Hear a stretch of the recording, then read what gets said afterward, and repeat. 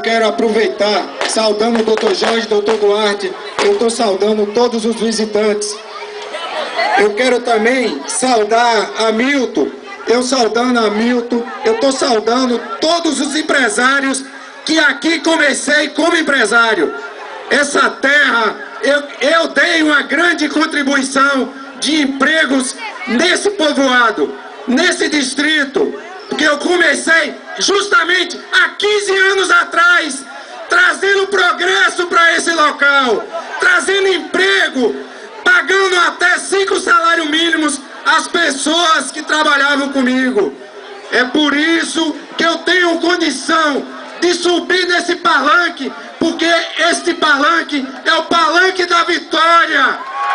Este palanque, essa é a comissão vitoriosa.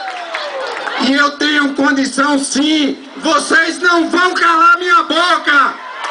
Vocês não vão calar minha boca, porque está começando a falar agora. Eu vou continuar falando, porque eu trago progresso. Minha gente, como é bom um empresário que traz um progresso para o povoado, para o município, que paga seus impostos. E as pessoas querem calar a boca. Eu não sei porquê. O empresário, meu amigo, ele traz o progresso.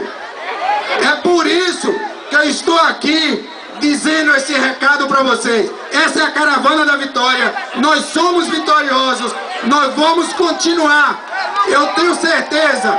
Vejo em breve algumas pequenas indústrias, como Laticínio e Porto Feliz. Eu tenho certeza que esse sonho vai ser realizado. Eu tenho certeza que vou ver em Porto Feliz ainda uma empacotadora de feijão para valorizar o nosso produto. É por isso, minha gente, que quem traz progresso não pode calar a boca.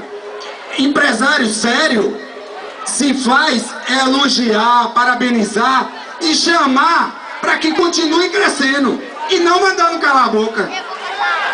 Gente, eu quero aproveitar a oportunidade e dizer um recado do meu primo Antônio, nosso grande cabo eleitoral, que hoje ele não pôde vir a Porto Feliz, mas deixa um abraço fraterno para todos vocês. Ele não veio por problema de saúde. E essa é a caravana da vitória, gente! Muito obrigado! Valeu, Julião! Vai sim! Vamos lá, gente! Chegou a hora de tomar para gente!